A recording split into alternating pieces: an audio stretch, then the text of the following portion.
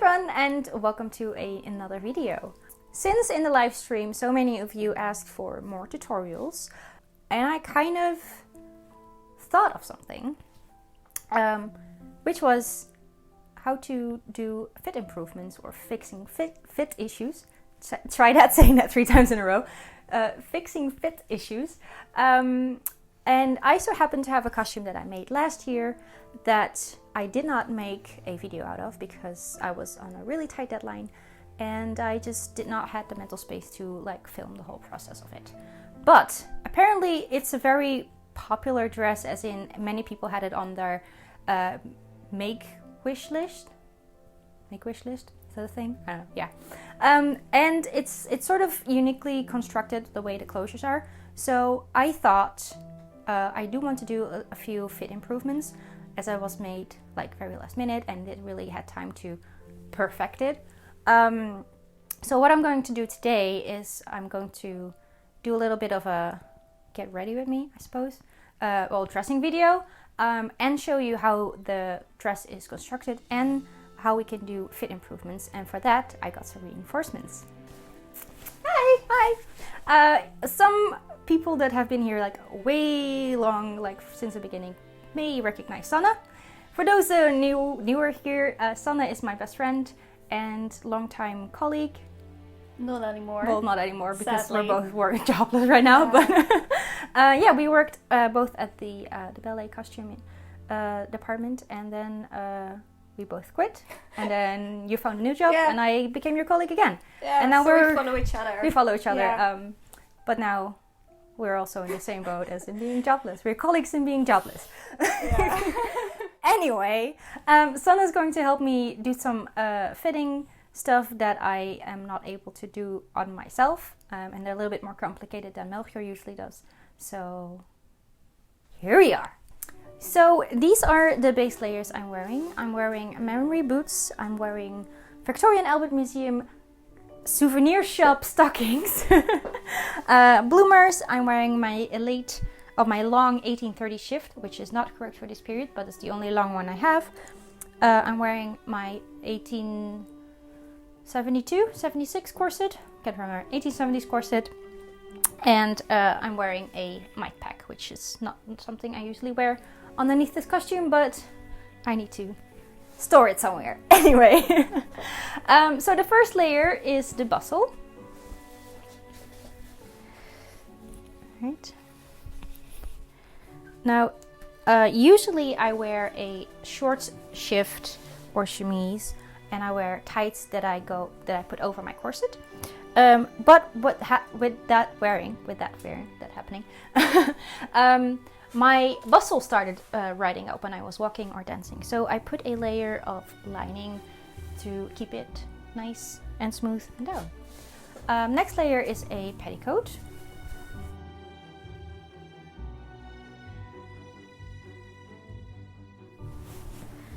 This one is a corded one.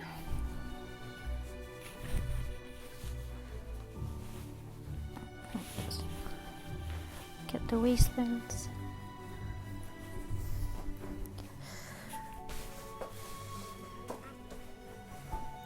There you go. And then we have a ruffled one. Now this one can also be worn with a train, but for this particular costume it's bustled up. But we can show you in a moment how that looks like.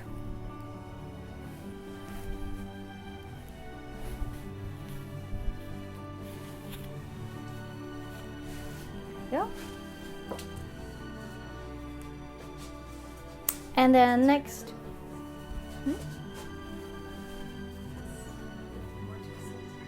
whoops, there we go. Nice someone looking out for me. And then we have the overskirt.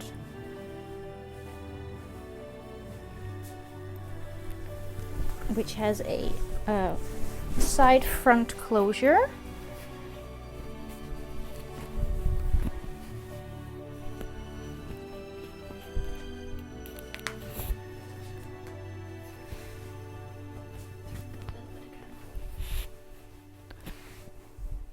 Yes.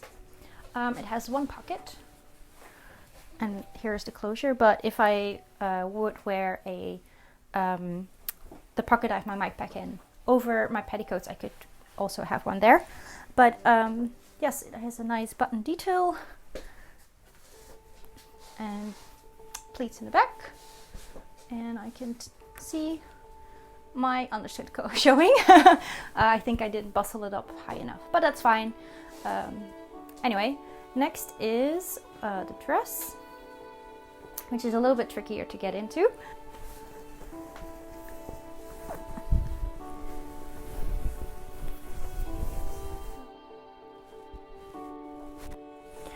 Alright, now this is where the funny thing happens.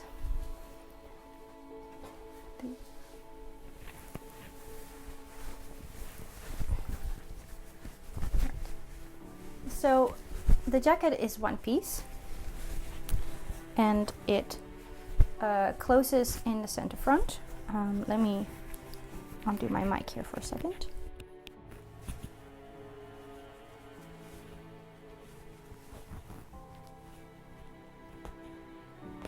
Now, I might ask Sanne to help me with the top closures. There we go. And then we have the bib front closing. So as you already can see, this is an issue I have. And for photos, it's fine because I can just keep smoothing it out. But you know, when you're walking and doing your thing, it keeps riding up. So there are it closes here. Maybe, probably, because I can see past my boob.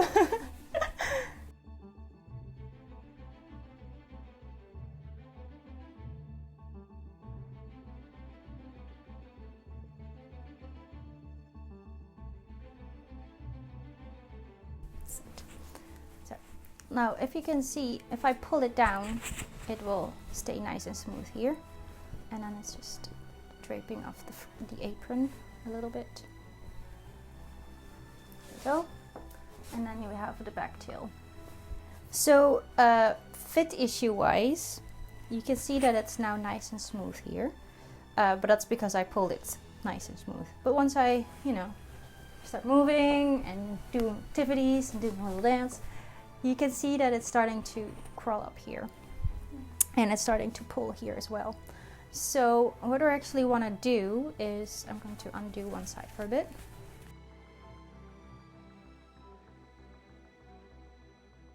So as you can see, this has nothing to hold on to. So what we're going to do is we're going to extend this and make a center front closing here as well. So this gets pulled smoothly to the front. Then what we're going to do is we're going to add boning on both sides of this to also keep it smooth in lengthwise. And then we hope that that will fix most of the issues. But if that doesn't also smooth this out, we might pin some away here. I think it will smooth it out. I think so too. Yeah. But yeah, I think that's the most issue, and I think I want to add another like a little hook here in center front, so this doesn't drop down and stays on place. And then one major thing is the tail. As you can see, it drapes nicely, but you know, once you get moving, you're gonna do your thing and you do a little bit of swoosh, it starts to become like a really sad tail. So we are going to take it off, and we're going to flatline it with some tarlatan to help give it a little bit more body and to keep a little bit more fullness and just a little bit more grace to it, I suppose. So That yeah, should do the trick, I think that should do the trick, and if not, we'll just keep tweaking to it. Sounds like a plan? Sounds like a plan. Okay.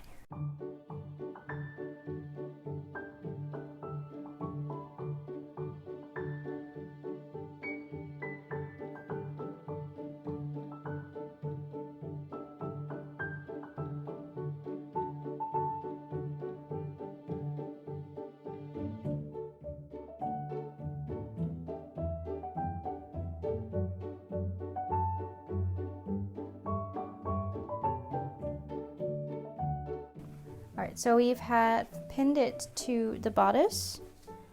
It's a little bit crooked. Yeah, this needs to be higher. Yeah. So we already made a center front closing, which is the other way around, but we can mirror that.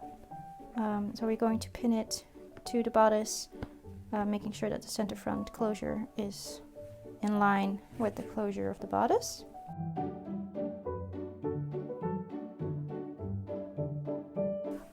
There you go. Okay, it's not perfect, But it's nobody's perfect. Alright, and then I think you need help pulling it down maybe. yeah. So then we're going to pin it to the side panels. Maybe if you smooth it out and I'll pull it down.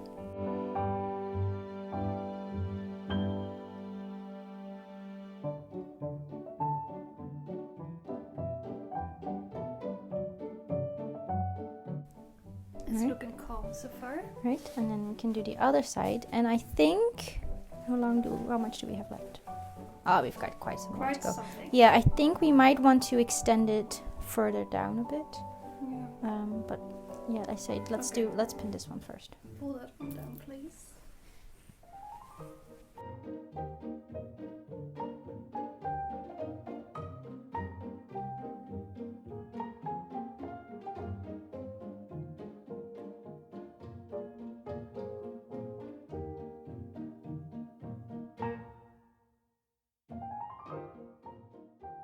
Okay. How Do does you this see that it's feel? already staying in place? You see that? Yeah, it's already looking calmer. Yeah.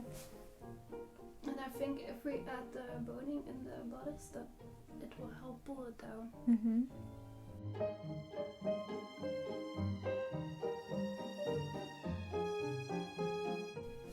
Good. I think we should close this and then lift the skirt up and then pin. We can pin it like this. Yeah. Yeah? Alright. Okay, let's.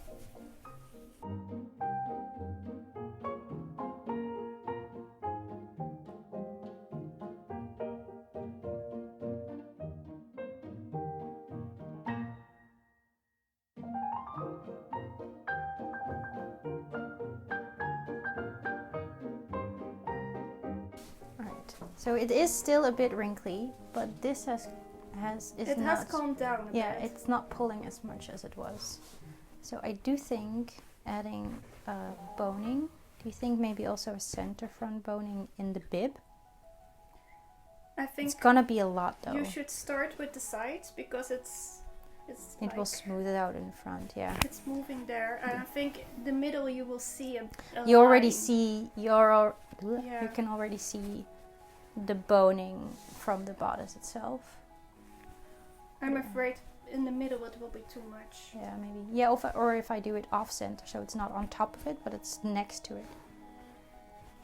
We can play with that and see what it does. But yeah, this is already staying way more in place. Yeah, this is calmer. Yeah. Let's see.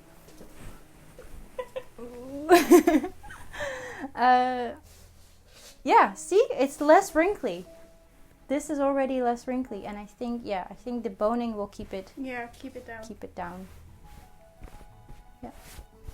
So I think something that I've learned from the 1890s dress as well.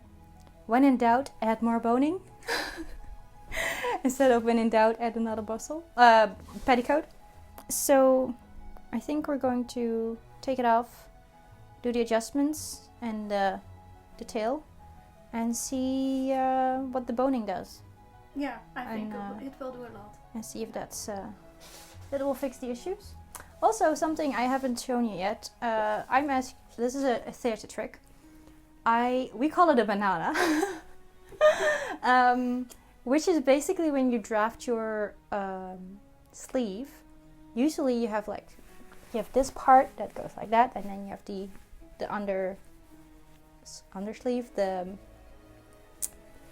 This part usually goes like that, right, to fit the arm side. But when you do a banana, you actually, instead of going like this, you go also up, which creates more fabric here. So as you can see, this one, and when I move, so here's my arm side seam, and you see that the fold is actually here, not here, which means I have full range. So that's a theater trick, especially for ballet dancers, because they're supposed to be able to lift their arms. So, and because I wanted to do archery in this dress, it was really important that I could lift my arms. So yeah, maybe one day I'll do a tutorial on that as well, but it really depends on what your pattern you're working with and anything. But that is something I can definitely recommend for freedom. So I'm starting out by transferring the fabric pieces we pinned onto the dress onto pattern paper to clean the lines up a little. I did this by going over the chalk lines with a tracing wheel, creating a sort of perforated line onto the paper, which I could then trace over with pencil. In the meanwhile, Sanne took it upon herself to remove all the hooks so we could switch out the center front boning for a longer one. Once the pattern was done and cut out and serged around the edges, I first pinned it to the bodice waist seam.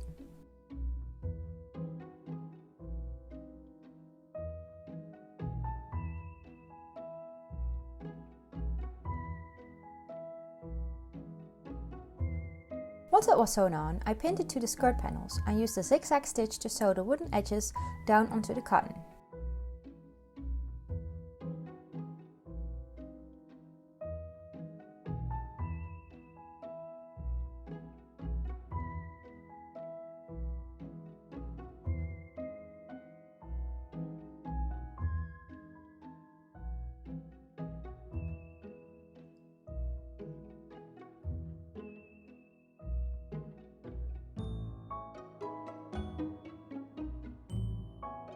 With the new extended center front in place, I could insert the new longer boning, putting all the old hooks back in place and adding some new closures to the new extended parts. And as always, I'll add the link to the full tutorial on closures in the description down below. Fortunately, I left enough seam allowance in the bib that we could use as a makeshift boning channel. I then hand basted the boning in place, making sure not to catch the outer layer.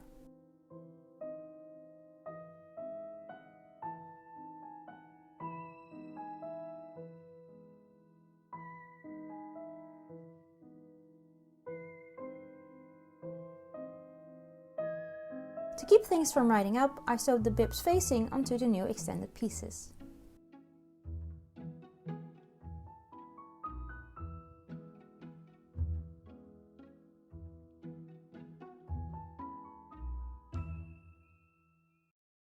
Once that was done, we moved on to flatlining the tail piece with tarlatan.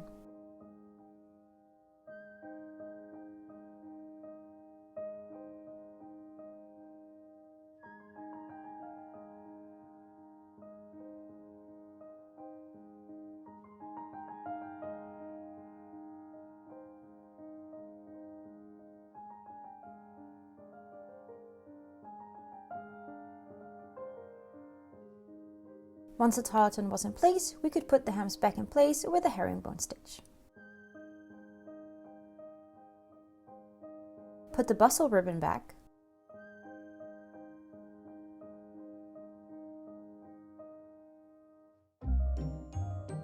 The pleats at the top.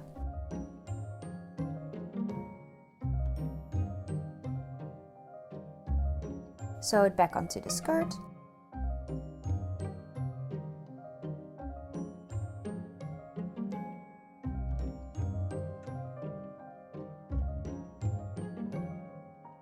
And put all the pleats back in place.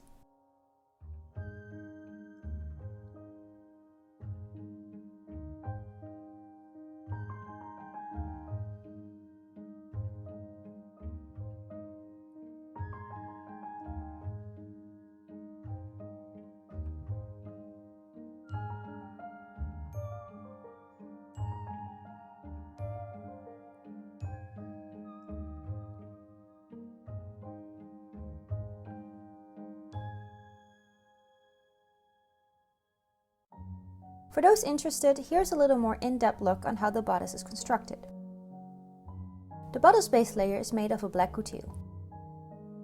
The silk is zigzagged on top of the couture. All pattern pieces were then doubled with the wool before assembly, leaving room for the collar. I then stitched just the shoulder seams before stitching the collar on, also using a zigzag stitch. Once those were in place, I could assemble the bodice like I always do.